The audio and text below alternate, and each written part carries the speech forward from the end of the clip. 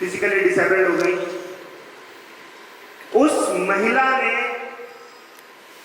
जो आज डिसेबल्ड लोग पढ़ पाते हैं ना, बहुत सारी नई लिपियां, बहुत सारी नई चीजें डेवलप करने में बहुत बड़ा काम किया। डिसेबल्ड लोगों के लिए एडवोकेट बनी, अपना ग्रेजुएशन कंप्लीट किया, बहुत सारे लाइफ में बड़े बड़े अचीवमेंट पैदा किए और अपने जमाने की वो रोल मॉडल थी और आज तक है। क्या आज मैं यहाँ खड़े होकर उनका नाम ले रहा हूँ? मैं इसलिए बता रहा हूँ, सिर्फ सुनिए कि एक बार ताली नहीं बजाए तो चलेगा, समय आने पे आपके अंदर से अपने आप आ जाएगी, मैं ले लूंगा। हेलन केलर को एक पत्रकार ने पूछा कि आप सबकी रोल मॉडल हैं, इतनी आगे बढ़ चुकी हैं, इतनी सारी चीजें हैं, लोग आपसे इतना प्यार करते हैं, लेकिन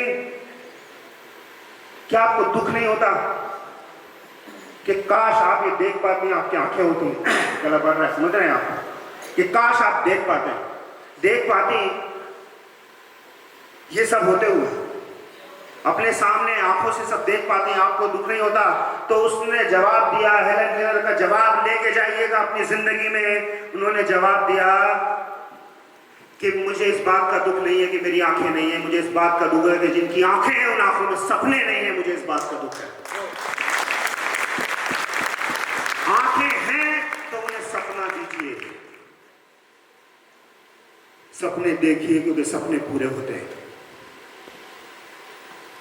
इतने सारे लोग यहाँ आते जा रहे हैं, ये सपना ही तो है।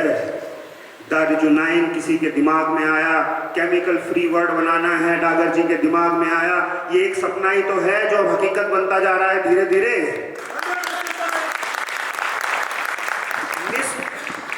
इसी में एक चीज और याद आई, मिस वॉल्ट डिज्नीलैंड का नाम सुना है? डिज्नीलैंड बन चुका था, बहुत भव्य। आज भले आज तक वो एक देखने के लिए लोग जाते हैं सिर्फ इसलिए कि वहां देखना है, घूमना है, लेकिन जब वो बना था तो उस समय वो एक अद्भुत अजूबा था, लोगों की कल्पना, परिकल्पना जैसा। और जब वो बना और बनाने के बाद जब इस तरह से एक मीटिंग रखी गई, पत्रकार आए, बहुत सारे लोग आए और बातचीत चल रही थी, तो जो वहां पे एंकरिंग कर रहा था, उस एंकर ने कह दिया कि मिसेस डिज्नी, तब तक मिस्टर वॉल्ट मर चुके थे, जा चुके थे दुनिया से, काश मिस्टर वॉल्ट ने ये सब होते हुए देखा होता, काश मिस्टर वॉल्ट ने ये सब देखा होता। तो उनका रिप्लाई इतना सुंदर था, वो एकदम खड़ी हुई जब उसने ये बोला, उन्होंने कहा रुको, मैं बताना चाहती हूं कि उन्होंने ये पहले देख लिया था, इसीलिए हम यहां हैं। सपने पूरे होते हैं। एक पादरी एक फिजिक्स के टीचर से मिलने जाता है, प्रोफेसर से मिलने जाता है, वो आपस में बात करते हैं, बात है 1860 की, वो आपस में बात करते हैं कि भाई, फिजिक्स का प्रोफेसर कहता है कि एक दिन इंसान उड़ने लगेंगे, उनमें इतनी क्षमता आ जाएगी 1860 में, वो कहता है, और वो पादरी कहता है कि ये सिर्फ भगवान उड़ सकते हैं, देवदूत उड़ सकते हैं, फरिश्ते उड़ सकते हैं, इंसान कभी नहीं उड़ पाएगा, आप कैसी बात कर रहे हो? उसी पादरी के घर में 2 बच्चे पैदा होते हैं जिनका नाम है राइट ब्रदर्स, और उन्होंने कहा कि मेरे पापा को नहीं पता था, उनका सपना उनके पापा से बड़ा था और उन्होंने प्लेन उड़ाया। सपने सच होते हैं माय डियर फ्रेंड्स, सपने सच होते हैं। और 4 तरह के लोग यहाँ पे तो हालांकि पहली कैटेगरी का कोई नहीं होगा शायद, लेकिन 4 तरह के लोग मैंने देखे हैं। एक वो जिनके पास सपने नहीं होते, भटकते रहते हैं इधर से उधर से इधर, उन्हें पता ही नहीं है क्यों आए क्यों जाएंगे। वो एक मैंने 6th-7th में संस्कृत की एक लाइन पढ़ी थी, मनुष्य रूपेण मृगास चलती, ऐसे कुछ उसका संस्कृत में था। तो उनके बारे में तो मैं बात नहीं करता, उन्हें छोड़ दो। दूसरी कैटेगरी, जिनके पास सपने हैं। अच्छा, पहली कैटेगरी का एक चीज है, ऐसा नहीं है कि उनके पास सपने नहीं है, उनके पास सपने हैं, लेकिन उनके ऐसे सपने हैं कि यार काश मेरी लॉटरी लग जाए,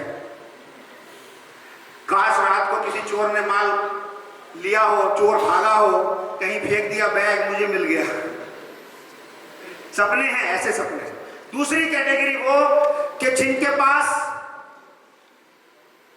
सपने हैं, मेहनत करते हैं, लेकिन वो बिना जानकारी के, बिना नॉलेज के सिर्फ मेहनत करते जाते हैं। वो बार बार पीछे मुड़ के देखते रहते हैं, मैं सही जा रहा हूं, नहीं जा रहा हूं, गलत हूं, सही हूं, बार बार रुकते हैं, चलते हैं, चलते हैं, रुकते हैं। उस तरह के लोग जो अपने सपनों को फॉलो नहीं करते। दूसरी कैटेगरी के लोग जिन्हें अपने सपनों पे विश्वास नहीं है, सपने हैं लेकिन कमजोर हैं। शायद यहाँ बहुत सारे लोग ऐसे बैठे होंगे, इच्छाएं हैं लेकिन प्रबल इच्छा नहीं है।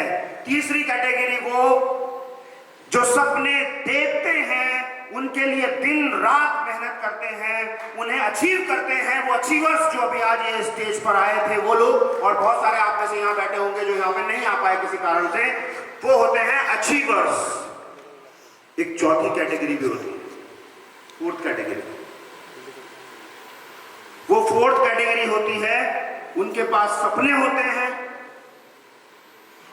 वो उन सपनों के लिए काम करते हैं, मेहनत करते हैं, सफल होते हैं, अचीव करते हैं, और एक दूसरा काम करते हैं। उनके सपने भी बड़े होते हैं और एक दूसरा काम करते हैं, वही सपने दूसरों की आंखों में ट्रांसफर करते हैं और उनको अचीव करने में मदद करते हैं। They called leaders. वो होते हैं leaders, just like Bhupendra Singh और अनूप शेखावत, वो लीडर होते हैं। तो आप यहां आए हैं तो ना केवल अपने सपने बल्कि अपनी टीम के उन सभी लोगों के सपनों के लिए काम करिए। अगर आपके सपने छोटे हैं तो अपनी माँ से बात करिए, अपने पिताजी से बात करिए, अपने भाई से बात करिए, अपने बच्चे से बात करिए, अपनी बीवी से बात करिए। उनकी आंखों में सपने हैं, एक फोटो खींचिए उनके साथ मिलके कि आपकी इस तस्वीर में क्या वैल्यू है, वो लिखिए उस फोटो के पीछे। अगर आप उस फोटो से निकल जाए तो फिर आपकी क्या वैल्यू है ये भी लिखिए। सपने दीजिए।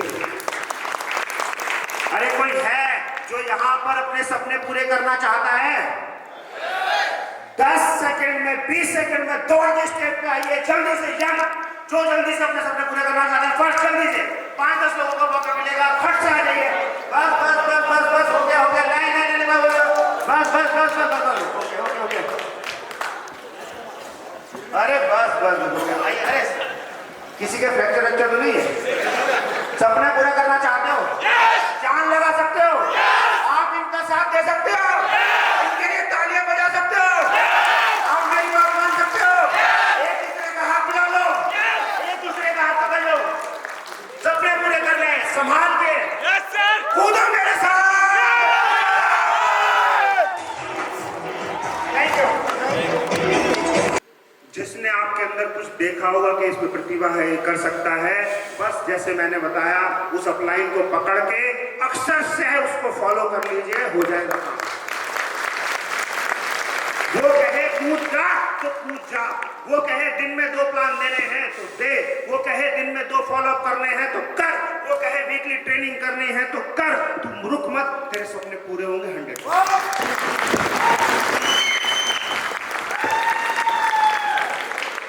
सिर्फ 2 काम बताऊंगा, 2 काम अगर कर लेते हो तो बिल्कुल 100% सफलता मिल जाएगी। और यहाँ जितने बैठे हैं उनको वो काम पता है। मजे की बात है, पहला काम जानना चाहते हो? अरे मैं कम सुनता हूं, तेज बताओ। जानना चाहते हो? 2 काम।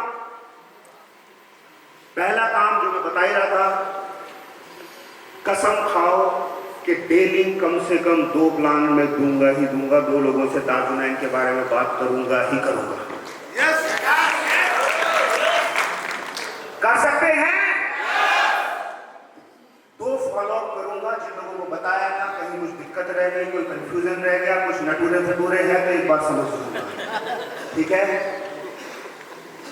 मैं वीकली ट्रेनिंग करूंगा अपनी टीम के लिए, प्रोडक्ट की ट्रेनिंग करूंगा, नॉलेज दूंगा, और एक वादा करेंगे कि हर डिस्ट्रीब्यूटर के पास लैपटॉप है, मोबाइल है, लेकिन एक प्रैक्टिकल फाइल हाथ में होगी जिसमें चाहे हमारे पास कैटलॉग के हो, चाहे ऑनलाइन प्रिंट के हो, चाहे जो भी डिटेल्स है, सर्टिफिकेट है, वो सारे के सारे उस फाइल को मैं बनाऊंगा। और जब भी किसी के पास जाऊंगा, प्रोडक्ट और फाइल साथ लेके जाऊंगा। ये वादा करें, ये वादा करें, क्योंकि जब तक सही इंफॉर्मेशन ट्रांसफर नहीं करेंगे नहीं होने वाला है। मैंने कहा था ना 2 बातें बताऊंगा, सही बात करें, व्यक्ति जिम्मेदार नहीं है। अगर आप यहाँ हैं तो अगर आप कहीं सफल या असफल हैं तो उसके लिए किसी और की जिम्मेदारी नहीं बनती। ये सिस्टम वही है जो मेरे लिए है, ये सिस्टम वही है जो DS पांडे, DK गुप्ता, कुशवाहा जी, चौहान साहब, अशोक जी, इन सब के लिए है। नाम नहीं लूंगा, प्रदीप जी, जिनके लिए ये सिस्टम सबके लिए एक है। आपके लिए भी वही है, मेरे लिए भी वही है, ये प्रोडक्ट मेरे लिए भी वही है, आपके लिए भी वही है, प्लान मेरे लिए भी वही। उतरे हैं, क्या मैं इस बिजनेस में अपना 100% दे रहा हूं या नहीं दे रहा हूं, ये हमें खुद अपना एनालिसिस करना पड़ेगा। कोई दूसरी आपकी रिपोर्ट निकाल कर नहीं दे सकता। ब्लड रिपोर्ट होती तो डागर जी भी बता देते क्या क्या कमी है, मैं दे देता हूं, लेकिन क्या कर रहे, ब्लड रिपोर्ट नहीं है। अभी तक वो मैपिंग बनी नहीं है माइंड की कि मैं निकाल लूं और आपको बता दूं ये वाली चिप मेरी वाली आपके दिमाग में फिट कर दूं और काम हो जाए। वो बना नहीं है टेक्नोलॉजी। गट बैक्टीरिया है, अभी उस पर काम चल रहा है, मालूम पड़ेगा तो आप लोगों को मिल ही जाएगा, मुझे भरोसा है। जितेंद्र जी कहीं से भी लाके अगर उनको पता चल जाता कि इससे हो जाएगा तो अभी तक आपको 2-2 4-4 और पिला चुके होते, है ना। एक लास्ट चीज आपसे डिस्कस करने के बाद अनुमति चाहूंगा, क्योंकि समय तो काफी हो ही चुका है। लास्ट मैसेज देना चाहूंगा दोस्तों, एक बार कुछ बंदर आपस में लड़ रहे थे, बंदर आपस में झगड़ रहे थे, तो देखा पास जाके, आपको पता है बंदर की लड़ाई कैसी होती है, जब पास आके देखा तो कुछ आम की गुठलियां पड़ी थी। आम नहीं थे, गुठलियां थी। तो पूछा, उधर से बराबर से गुजर रहे थे जितेंद्र डागर जी और अनूप शेखावत जी, इतने सुलझे हुए इंसान हैं कि बंदरों ने सोचा होगा बोलेगा सच ही आदमी कभी झूठ नहीं बोल सकता है, ये तो सही बोलेगा। तो गुजर रहे थे, उन्होंने कहा भाई क्यों लड़ रहे हो, बंदरों से पूछा क्यों लड़ रहे हो, उन्होंने कहा ये आम थे, इसने 4 खा लिए, इसने 6 खा लिए, इसको 10 मिल गए, ये अलीगढ़ का पूरी टोकरी ले गया, हमें एक नहीं मिला, वो पीछे वाले कह रहे हैं। बात समझ रहे, ये नया आया है, इसे बेचारे को तो देखने को भी नहीं मिला, इसे पता भी नहीं आम होता क्या। झगड़ा नहीं होगा तो और क्या होगा, इसीलिए झगड़ रहे हैं। तो अनूप जी ने कहा परेशान होने की जरूरत नहीं है, ये जो गुठलियां हैं इन्हें ले जाओ, जमीन खोदो, थोड़ा सा खोदो, उसे खोदने के बाद डाल दो, उसमें खाद दो, थोड़ा सा पानी दो, कुछ दिन में इसमें इतने आम आएंगे, आप भी खाना, आपकी आने वाली जनरेशन भी खाएगी। अरे सुन तो लो पहले। वो ले गए, डाल दिए, उन्होंने कहा सच बोल रहे होंगे, गलत नहीं बोल रहे होंगे, डाल दिए, खोद के डाल दिए। हुआ क्या, हुआ ये कि 3 दिन गुजर गए और बंदर आपस में बात करने लगे, अभी तक तो कुछ आया नहीं।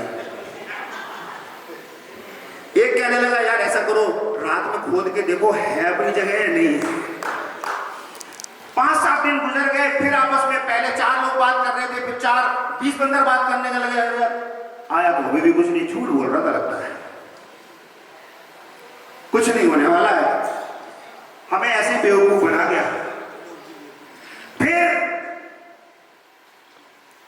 बुजुर्गों ने समझाया नहीं यार, इतना समझदार आदमी था, इतना सच्चा आदमी था, इतना बढ़िया टाई वाई 3 पीस पहने हुए था, ये गलत नहीं बोल सकता, सही बोल रहा होगा।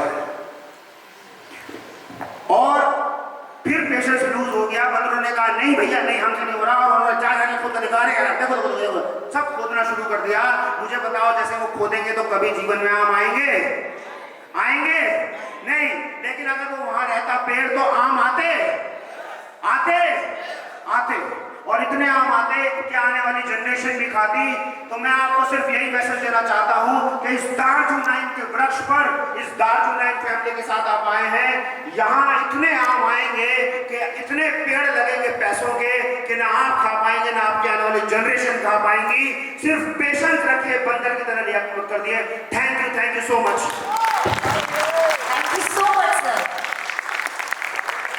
सर आपका अवार्ड, सर अवार्ड मुझे देंगे।